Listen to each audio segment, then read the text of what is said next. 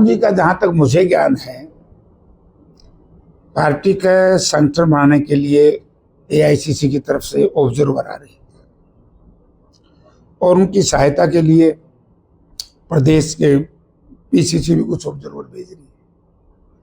तो राहुल जी उन सबको बताएंगे भाई कैसे है, क्या करना है, क्या नहीं, और प्रदेश के कुछ नेताओं से मिलेंगे। तो अच्छी शुरुआत है, क्योंकि कांग्रेस पार्टी में प्रजातंत्र है, इनकी तरह नहीं है बीजेपी वालों की तरह कि तो मुख्यमंत्री भी पर्ची में काट है। बीजेपी में किसी नेता की आज के दिन कोई हैसियत नहीं है। आप ये देखिए कांग्रेस पार्टी कितना बढ़िया सिस्टम से अपना संगठन बना रही है, और बीजेपी ने 1 साल पहले कहा था कि भी कांग्रेस का संगठन नहीं है, विश्व की सबसे बड़ी मजबूत, अनुशासित और मजबूत संगठन है तो भारतीय जनता पार्टी। आप ये देखिए ना तो राष्ट्रीय अध्यक्ष बना पा रहे, कितनी भयंकर लड़ाई है केंद्र में, और ना ही प्रदेश अध्यक्ष बना पा रहे। तो खुद का इनका काम बिगड़ा पड़ा है। लेकिन कांग्रेस पार्टी ने जो शुरुआत की है ये बहुत बढ़िया है, और इससे प्रदेश के लोगों को, पार्टी को बड़ा लाभ होगा। सर, हरियाणा प्रदेश की बात की जाए, गर्मी के दिन है और बिजली और पानी की नहीं मिल रहा है लोगों को, क्या कहेंगे? इसमें क्या कहेंगे, नाश होया पड़ा है। क्योंकि 2014 में जब चौधरी भूपेंद्र सिंह हुड्डा ने सरकार छोड़ी, हरियाणा प्रदेश में बिजली सरप्लस थी। सर्दियों के दिन में हरियाणा प्रदेश की सरकार अपनी बिजली हिमाचल को और दूसरे जो पहाड़ी क्षेत्र हैं उनको हम देते थे, और उनसे फिर जून और जुलाई में जब धान का सीजन शुरू होता था, बिजली की खपत बढ़ती थी, तो हम वो बिजली वापस ले लेते, कोई दिक्कत नहीं आती थी। हमने थर्मल पावर प्लांट बनाए थे। भारतीय जनता पार्टी ये बताए कि 11 साल के शासन में एक भी थर्मल पावर प्लांट बनाया हो। 11 साल में जनसंख्या बढ़ गई, उद्योग बढ़ा, बिजली का खर्च बढ़ा, घरों में बिजली का खपत बढ़ा, लेकिन इन्होंने बिजली बनाने के लिए ना थर्मल पावर प्लांट लगाया, ना कोई हाइडल बनाया। और एक हमारा जो सबसे महत्वपूर्ण प्रोजेक्ट है, जो यूपीए गवर्नमेंट में डॉक्टर मनमोहन सिंह जी ने जिसकी आधारशिला रखी थी, परमाणु बिजली घर गोरखपुर में, आज तक वही पूरा नहीं करवा पाई। क्या क्या क्या विकास करेंगे ये? नंबर 2, इसलिए बिजली की कमी है, हाहाकार मची हुई है। और प्रदेश सरकार तो ये कहती थी, जब मेयर का चुनाव था यहाँ कारपोरेशन का, बोला एक जमाना था 7-7 दिन बिजली नहीं आती थी। आज मैं बीजेपी के साथियों से कहना चाहता हूं कि जो दुर्गति आज इस बिजली की वजह से लोगों की है, पानी, वाटर टैंक सूखे पड़े हैं, तालाब सूखे पड़े थे, ये तो भगवान का हम धन्यवाद करते हैं कि उन्होंने 2-3 मरतबा बारिश दी, जिससे कि किसान के खेत को भी पानी मिला और तालाबों में भी पानी बढ़ा। और पंजाब से जो हमारा शेयर आना था, ये बात अलग है कि 2 पार्टी ऐसी है जो पानी पे बिजली करती है। एक को होता है ना, उल्टा चोर कोतवाल को डांटे, खुद दोषी और आरोपित दूसरे को करे। उस पार्टी का नाम बताओ क्या है? हम भी तो बताए देख रहे। उस पार्टी का नाम है लोकदल, जेजेपी। मैं लोकदल के साथियों से मुझे इनकी उस पर बड़ा वो आता है, तकलीफ भी आती है कि लोगों के साथ कितना धोखा करते हैं। उसी दिन सवेरे 7 बजे भाखड़ा का पानी छूटना और 2 बजे ज्ञापन देना है, और फिर उनका अध्यक्ष बयान दे बोला धन्यवाद हो अभय चौटाला का, उसकी वजह से पानी आ गया। गजब के आदमी। अब वो जमाना मित्रों जा लिया है। हरियाणा का एक एक आदमी समझता है, जो कांग्रेस पार्टी की सरकार मात्र 0.5% से रही, और बीजेपी को जो ताकत दी ये जेजेपी और लोकदल के लोगों की वजह से आई। अब ये कितना ही ड्रामा कर ले, सबसे पहले तो लोकदल, पुराने लोकदल के लोगों को समेत जयप्रकाश, मैं भी थोड़ा थोड़ा दोषी हूं, लेकिन मैं छोटा था, इन्हें मारती तो जुगल को कह लिया, हम तो नारेदान लाएंगे।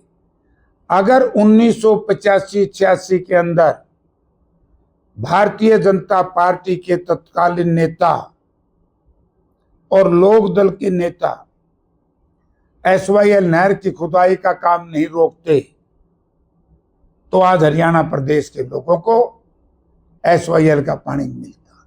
इसके लिए कोई दोषी है तो लोकदल परिवार के लोग दोषी। आज लोगों को भ्रमित कर रहे। एक लोकदल का नेता खड़े होकर के बताए कि 1985 से लेकर के 1987 तक जो जल समझौते को है, राजीव लोंगोवाला कोड को रद्द करवाने के लिए आंदोलन किया कि नहीं किया। और उसी दुख की बात है, स्वर्गीय ओम प्रकाश चौटाला चीफ मिनिस्टर थे, मैं भी MLA था बरवाड़ा से। जब सुप्रीम कोर्ट का फैसला आया तो उस वक्त लोकदल की सरकार थी, बीजेपी लोकदल की, गठबंधन की, बोला सारे दीप जलाओ। मैं बोले भाई मैं भी MLA था, मैं क्या के दीप जलाऊंगा भाई। पहले तो समेत मेरा पर माफी मांगे इन कांग्रेसियों पे कि आपने बेड़ा गर्क कराया था। अगर उस वक्त चौधरी बंसीलाल चीफ मिनिस्टर बने, भजनलाल जी हटे, तो उस वक्त नहर का काम शुरू हो रहा था। कांग्रेस ने इसी SYL को लेकर के कितनी बड़ी लड़ाई लड़ी थी। रोका किसने? लोकदल वालों ने। इनको हक नहीं SYL पे बोलने का, और ये उन्होंने स्थिति स्पष्ट करनी चाहिए। जब तक ये बीजेपी के लिए काम करते रहेंगे ना, ये कोई ड्रामा कर, इनका ड्रामा अब नहीं चलेगा। वो तो कांग्रेस को भी टीम बताते हैं। वो तो मैंने क्या बताऊं यार, उनका क्या है। यह भी कांग्रेस ने कहा था कि गोपाल कांडा के खिलाफ अपना अधिकृत उम्मीदवार विड्रॉ करा लिया, कांग्रेस की वजह से कराया था। इनमें तो सारे दिन कांग्रेस और हुड्डा साहब दिखाई देवे। हमारे बूढ़े बूढ़ी जब छोटे थे नहीं, दी बेटे सोचे नहीं आऊ जगह। इस चौटाला परिवार ने, इस लोकदल बीजेपी ने भूपेंद्र सिंह हुड्डा आऊ दिखाई देवे। अरे भाई आप विपक्ष की बात करते हो और बोलते हो किसके, सरकार के खिलाफ नहीं बोल रहे चौटाला की दोनों पार्टी, हुड्डा साहब के कांग्रेस के खिलाफ बोल रहे, बीजेपी के खिलाफ बोलना चाहिए। और वो लोग बोल रहे जिनके बारे में जनता को ज्ञान है कि जो किसान और मजदूर सत्ता परिवर्तन चाहता था, उस सत्ता परिवर्तन को रोका तो जेजेपी बीजेपी लोकदल के लोग। और इस सरकार के बारे में तो मैं हमने किया। सर, ऑपरेशन सिंदूर अभियान चलाया, बाद में भारतीय जनता पार्टी ने तिरंगा यात्रा निकाली, तो कैसे देखते हैं इस पे भी कुछ राजनीति देखते हैं आप? देखिए, जब ऑपरेशन सिंदूर की बात कही, विपक्ष ने, नेता प्रतिपक्ष आदरणीय राहुल गांधी जी ने, हमारी पार्टी के अध्यक्ष खड़गे साहब ने और दूसरे इंडिया गठबंधन के नेताओं ने एकदम समर्थन किया कि हम देश की सेना के साथ हैं, सेना के शौर्य को सलाम करते हैं और हम सरकार को कहते हैं कि हम आपके साथ हैं, आप सही फैसला लें। गलत काम किया है सीमा पार के लोग, बड़ी बड़ी बातें हुई, लेकिन जिस तरीके से इस ऑपरेशन का सीज फायर हुआ और उस सीज फायर के बाद जब आज पार्टी मीटिंग बुलानी चाहिए थी और ये गलत बात नहीं थी कांग्रेस पार्टी की, और आज तो बड़ा जरूरी हो गया स्पेशल सेशन, क्योंकि हमारी सेना के जो मुखिया हैं CDS चौहान साहब, उन्होंने जिस तरह का बयान दिया है सिंगापुर में, अब सबके मन में भय बन गया कि हमारे साथ हुआ क्या है ये।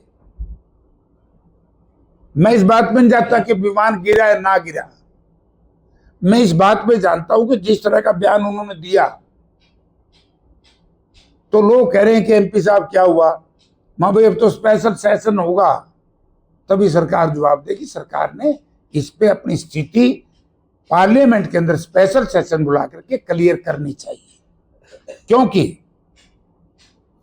ना तो युद्ध था, युद्ध की घोषणा पाकिस्तान ने की, हमने तो नहीं किया, हमारा तो ऑपरेशन था। युद्ध करने की क्षमता मुझे आज तक की राजनीति में देखे कांग्रेस में थी। आपको याद होगा 1971 का युद्ध, जिस दिन ये हम बात करते हैं सुशासन की, बात करते हैं विदेश नीति की, सबसे बुरी तरीके से विदेश नीति में हम फेल हुए। दुनिया के किसी देश ने भी हमारा समर्थन नहीं किया, एक आध ने किया हो तो पता नहीं, इजराइल वगैरह ने, वो भी आखिरी में किया होगा तो शुरू में तो करें। ये क्या हो रहा है हमारे साथ? ये सब चीजें जनता हमसे पूछती है, हम कहो भाई सेशन बुलाएं तो हम उसका जवाब सेशन में देंगे। अब आपने सिंदूर की चर्चा कर दी, ठीक है, ऑपरेशन करना जरूरी था और हमारी सेना ने बड़ा बहादुरी से काम किया, लेकिन 2 जगह दुर्घटना घटी। एक तो जनता जानना चाहती है उग्रवादियों का क्या हुआ, कौन थे, क्या थे, वो क्लैरिफाई हो जाता। दूसरा कि इसका राजनीतिक लाभ नहीं लेना चाहिए था, जो ये क्या तिरंगा यात्रा निकाली ना, अच्छा होता क्या पार्टी मीटिंग में प्रधानमंत्री जी समेत सब नेता जाते और उसके बाद एक स्पेशल सेशन बुला करके चर्चा करते। आज भी जो विदेशों में डेलीगेशन है तो उसमें जो नेता गए हैं वो देश की तो बात कर रहे हैं। तो हम सब एक हैं संकट की घड़ी में, देश सर्वोच्च है, लेकिन देश की सर्वोच्चता पर सेना के शौर्य को राजनीतिक फायदा नहीं उठाना चाहिए। अब एक बात सोचो, कितनी बेईमानी है सरकार की। सेना वीरांगना थी हमारी ये लड़की, लेफ्टिनेंट नरवाल की पत्नी वीना नरवाल, कैसे कितना बदतमीजी से ट्रोल किया बीजेपी के लोगों ने। हमारे जो एक्सटर्नल अफेयर सेक्रेटरी हैं देश के, उनके परिवार के खिलाफ कैसे आपत्तिजनक इस्तेमाल किया सोशल मीडिया पर शब्दों का। Deputy chief minister Madhya Pradesh, और वो तो छोड़, अपना जांगड़ा है जमा जुलूम कर दिया और आज तक उसका इस्तीफा नहीं भाई। और इन्हीं बातों को लेकर के हमारा एक प्रकरण है सूरजभान काजल, सूर्यचंद्रभान काजल लिख दिया हुआ कि मैं तो चलाता नहीं सोशल मीडिया।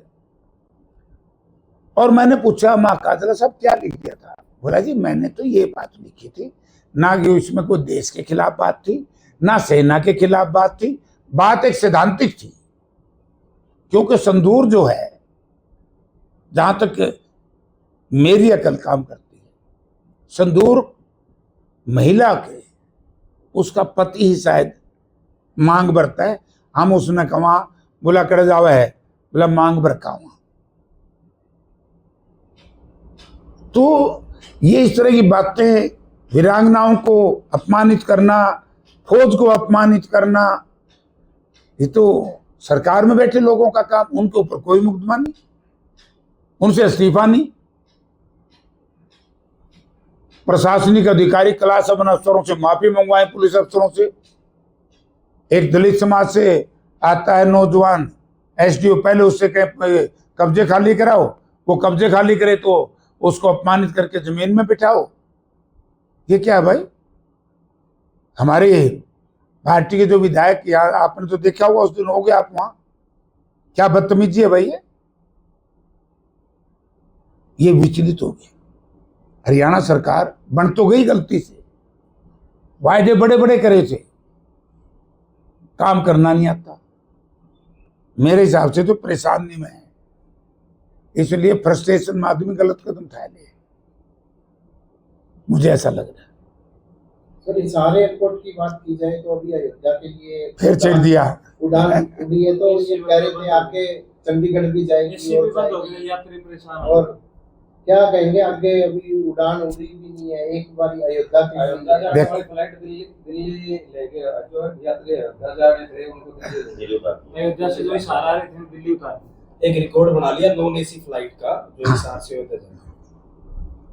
मैं जब बात ये करी, आप सबको याद होगी मेरा मजाक उड़ाया था सोशल मीडिया के माध्यम से भी बीजेपी के लोग, और मैंने उनसे कहा था कि एक दिन बीजेपी के वो लोग भी रोएंगे जिन्होंने गलती से या भावनात्मक तरीके से बीजेपी को वोट दिया।